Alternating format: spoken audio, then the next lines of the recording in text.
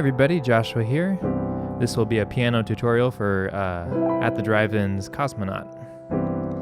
This was a request by a longtime patron of mine, Micah. So thank you, Micah, for requesting this.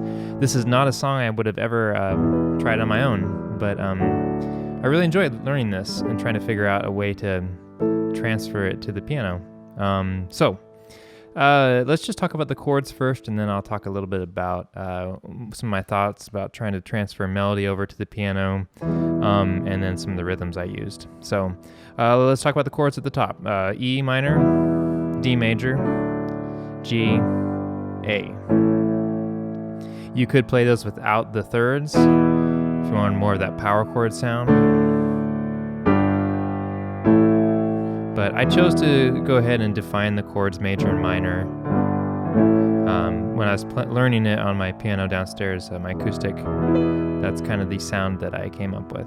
And then I decided to go ahead and play the melody on B.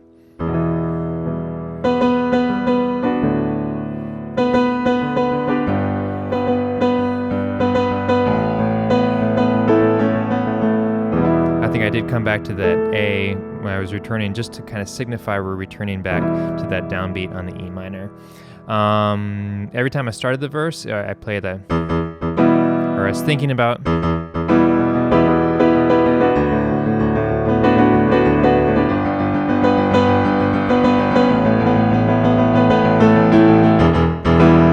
So doing double hits on the E. And then filling in some of the rhythm on the fifths.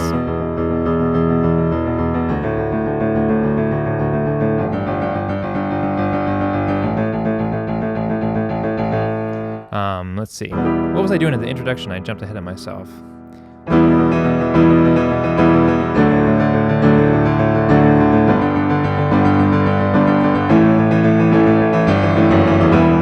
Let me play that slowly. It's on full chords.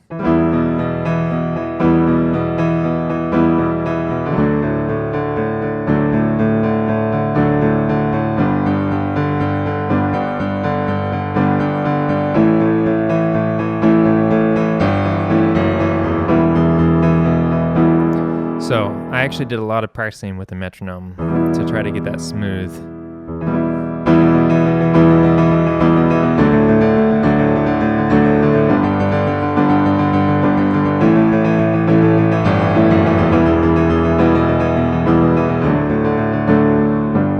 So on and so forth. Coming out of that verse, that was the introduction. Let's skip ahead to the chorus. C major, if you can even call it a C major 7, E minor, D, C. The melody is. Let me play it without the chords, sorry. Chords on the right hand.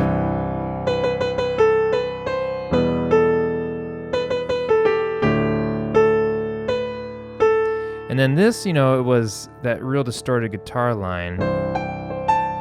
That's how I played it. You could play that augmented fourth too. I was mostly just trying to match the rhythm of that and the intervals a little bit. Let me play a little bit with some chords in the right hand as well.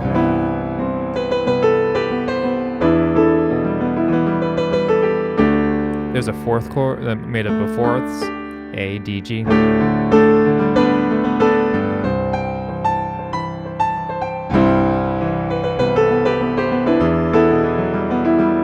There's another thing I do a lot. Walking over those notes in the chords.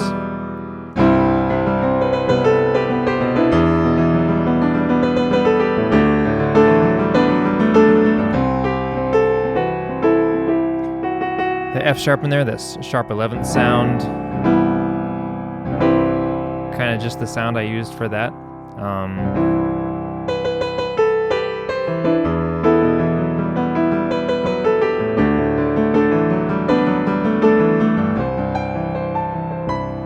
And then you go back to the introduction again after the first chorus.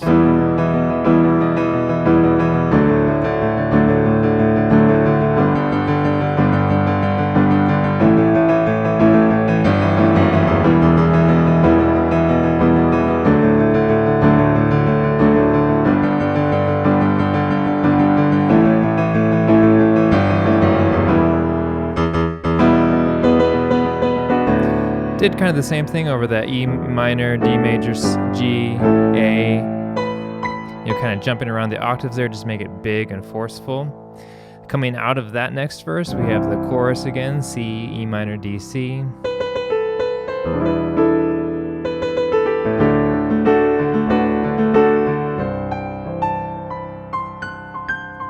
Coming out of that, then we have our next chord progression, which is E minor, D, B minor, A. You know, real full chords.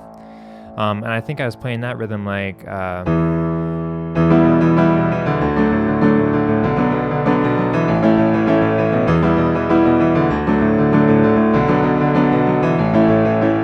Play that slowly.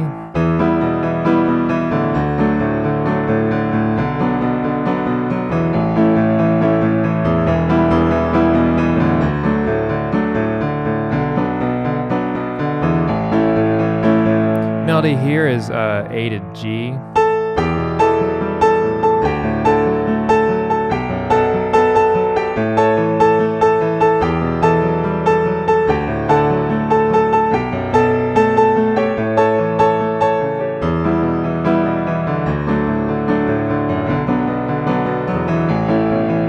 That builds and it goes on until you get this on the E minor over the C major. So it's going back and forth between E minor and C.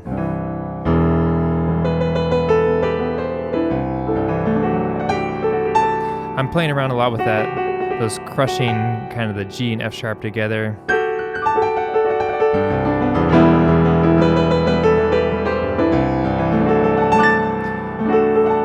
That's just kind of like a D major chord over that C.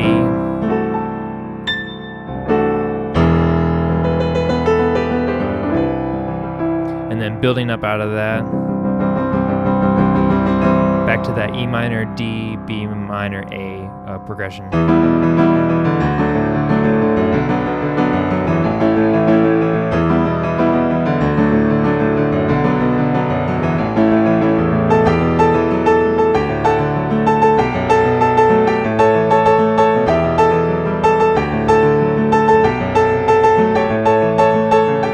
I ended on an E minor chord, like a real big hit in the left hand, and then kind of the run. Let me see if I can get into the run and see.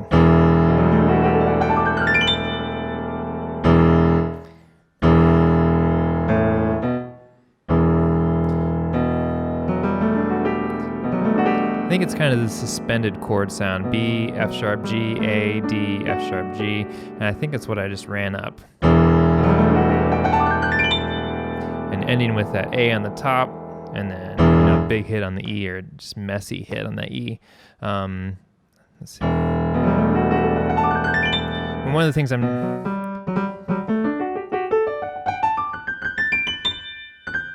kind of like I almost treat the F sharp to G, like the F sharp like a gliss note.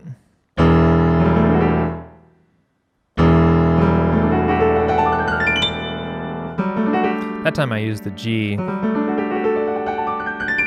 And ending on the A.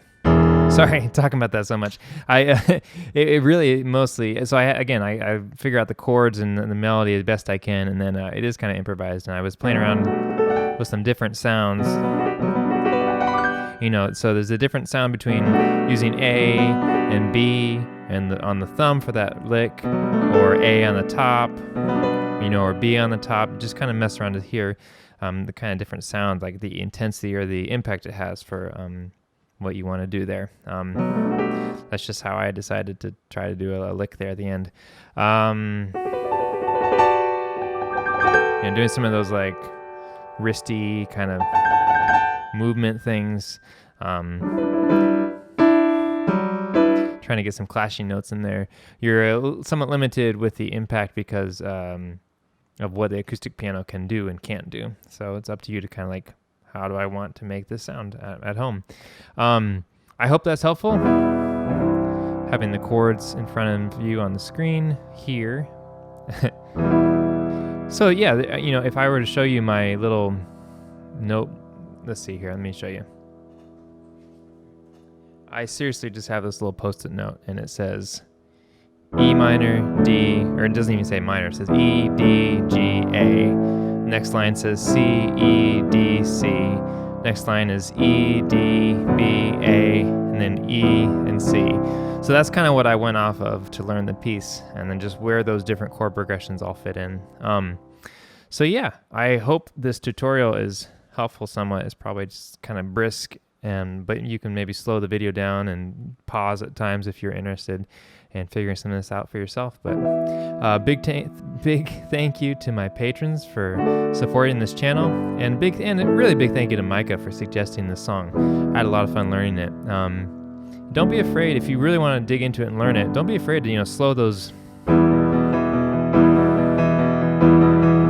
Set the metronome and just like really get those patterns in if you want to play it the way I played it.